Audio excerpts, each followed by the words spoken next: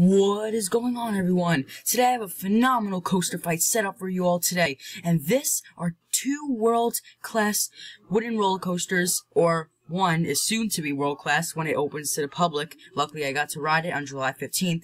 Lightning Rod at Dollywood in Pigeon Forge, Tennessee, and El Toro at Six Flags Great Adventure in Jackson, New Jersey.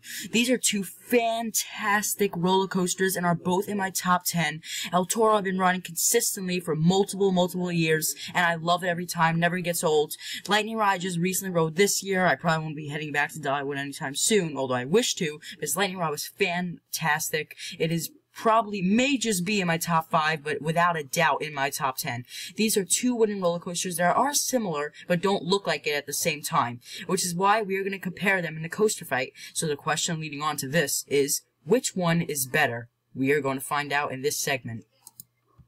So first up is the height, and as you can see in parentheses, each category is worth a certain amount of points. The highest amount is 3 points, and the lowest is 1 point. And the reason why height is only worth 1 point, as some people would think it would be worth more, is because if you look at a roller coaster like Maverick, one of the best steel roller coasters in the world right there, and how tall is it? Like 105 feet. It's a small, tiny roller coaster. However, it packs a punch. So back onto this topic, here's the thing. The reason why I'm giving them both 1 point is because they're both bigger in their own ways. Lightning Rod has a way bigger lift hill at 206 feet. I guess you can kind of consider it a wooden hypercoaster, while Toro is 181 feet as a lift hill. However, the drop on El Toro is 176 feet, while Lightning Rod's drop is 165 feet. That's a huge difference from Lightning Rod's lift hill to the drop. So El Toro is a bigger drop, but Lightning Rod is a bigger lift hill. So it could really go either way, which is why I'm giving them both a point, because they're both taller in their own ways. Now the speed, and this is also worth 1 point, because this is the same exact situation as height. You have roller coasters that go 55, 60 miles per hour. There's some that are consistently ranked of the best roller coasters out there. Again, Maverick, about 58 miles per hour before the launch, obviously, and it is obviously a world-class roller coaster. So if you look at this though, common sense, Lightning Rod is 73 miles per hour, while Toro, on the other hand, is 70 miles per hour on the dot. So Lightning Rod, if you think of it, common sense, is faster. Not too much faster, but it's still faster. So Lightning Rod's gonna get the point. Now the duration. The reason why this is worth 2 points now is because the longer the better. If a roller coaster is very long, it's going to be a great ride. And if it's already a great ride, but it's short, if it's longer, then that's just going to add on to the greatness of it. But the thing is, I felt El Toro was a longer experience than Lightning Rod. Lightning Rod paces through the layout like crazy, I guess based on how fast it goes. But El Toro, I guess, it just feels like a longer experience and a longer ride. But here's the thing. I guess this is going from leaving the station to the brake run. Not going back into the station, but just hitting the brake run. And if you measure it this way, El Toro, no matter what, is longer. Lightning Rod, I would say, is about 1:10, maybe a minute even. El Toro is about 1:30, leaving the station to hitting the brake run. Maybe 1:40. So it's a consistently longer ride. However, Lightning Rod doesn't need to be that long, because the stuff that it packs inside that duration, phenomenal. Same with El Toro. It's not the longest of coasters. What it packs in, phenomenal. Now the drop, and this is also worth 2 points because the drop isn't really a main particle of the ride, but for these two coasters it's a different story. Now here's the thing, Lightning Rod has a fairly steep drop, it's quite a steep drop. However, El Toro's drop, it's just a little bit steeper than Lightning Rod's. However, El Toro's drop I find to be a lot more intense and thrilling. It's especially in the backseat. You fly over El Toro's drop. With the head chopper effect, it seems very low to head chopper effect, so that's what just adds on to the intensity. Lightning Rod has somewhat of a head chopper effect going down, if you can see it, like right under that airtime moment kind of, and like the drop I'm talking about, and it's higher than El Toro's head chopper effect, which is a lot lower, and it's like a whole big cluster of wood, which is why it seems a lot more intense. But El Toro's drop, I just feel that's a lot more intense. The drop is steeper either way, and in the back seat, all the more better. Lightning Rod, same thing. In the back seat with that pre-drop, it gives you some great airtime going over the drop, but I just feel Toro's drop's a bit more intense, and I think some people agree with me. I mean, most people that have ridden El Toro haven't ridden Lightning Rod, but, you know, I just feel that El Toro had a better drop than Lightning Rod. Now intensity. Now this is a huge particle of a roller coaster. Huge. Now, 3 points. That's why it is worth 3 points. And so I'm just saying right now, this is going to be a surpriser, and for those who have ridden Lightning Rod already, they may agree with me, they may not agree with me. However, and for those who have just ridden El Toro, they may disagree, obviously, but you have to ride Lightning Rod first to know what I'm talking about. Lightning Rod is a crazy roller coaster. El Toro is crazy in its own way. It flies over the AIRTIME hills and over banks. However, Lightning Rod goes all over the place, not just over stuff, but around stuff. It goes through the hillside terrain. It interacts perfectly with the terrain. I love Lightning Rod's layout, along as I love the intensity, which is why I felt Lightning Rod was quite a bit more intense experience than El Toro. Not too much more, but it was still a little bit more intense than El Toro, because El Toro is still ranked one of the most intense roller coasters out there. I think Lightning Rod's another nominee, because Lightning Rod is crazy. So now, the score is equal, but not for long, because for AIRTIME, this is going to cause some argument for those who have ridden Lightning Rod as well. But here's the thing, Lightning Rod has more AIRTIME than El Toro. However, El Toro, I go by the strength of the AIRTIME, not how much AIRTIME a roller coaster has. El Toro's strength of the AIRTIME, based on how powerful the AIRTIME is, I felt is better on El Toro. El Toro has floater and ejector AIRTIME, a big amount of moments, and it has great moments when it does provide the AIRTIME.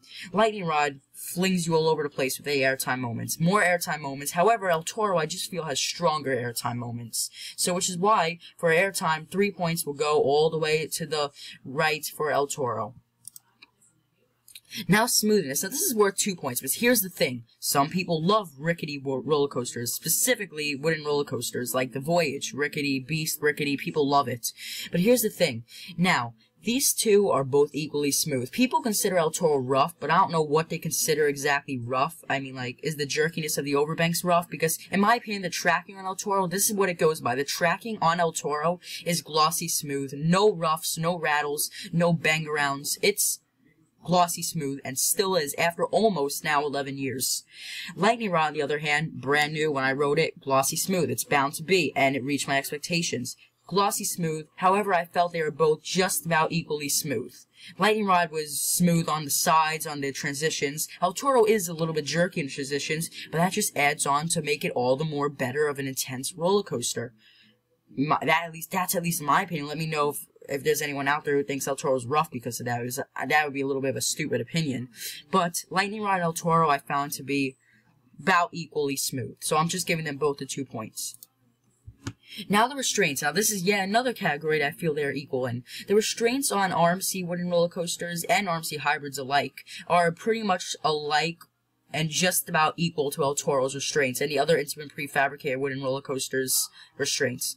This El Toro's restraints have the same exact push down I felt as the RMC lap bar restraints on Lightning Rod, and they just feel the same. They are my favorite restraints. I feel my most favorite restraints are clamshell restraints by B&M, but these are still good restraints. If I had to rate it out of a 10 scale, probably be about 9, maybe an 8, but they're still equal restraints, so they're just gonna both get their 2 points, because restraints depend on comfortableness, which is why it's worth 2 points and not 1 point.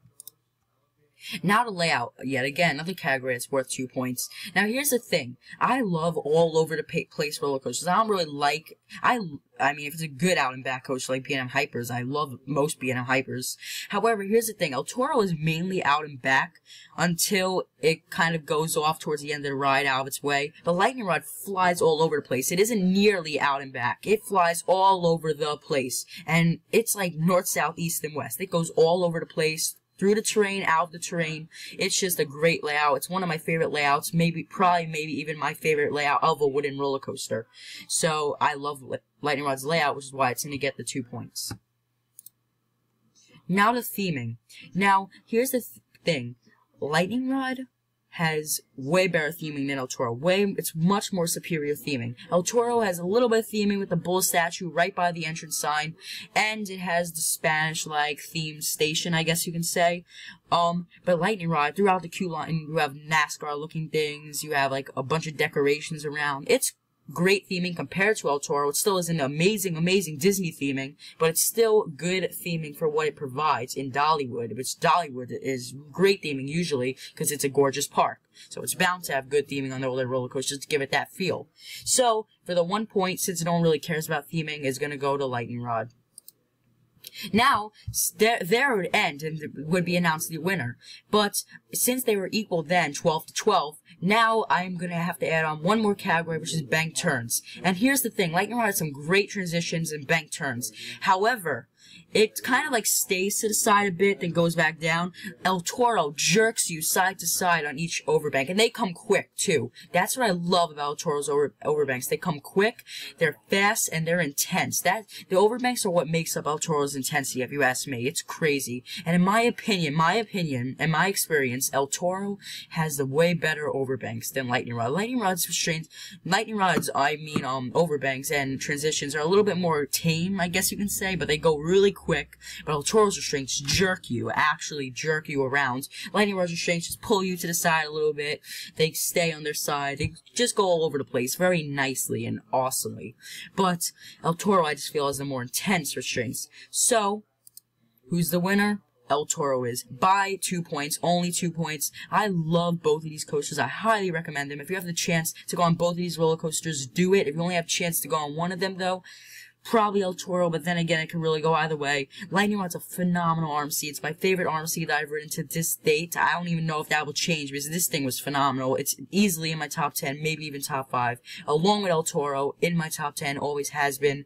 Lightning Rod may just go next to it, may just go a couple spots behind of it. You never know, but I know it's around El Toro's spot. That's why I only won by 2 points, El Toro.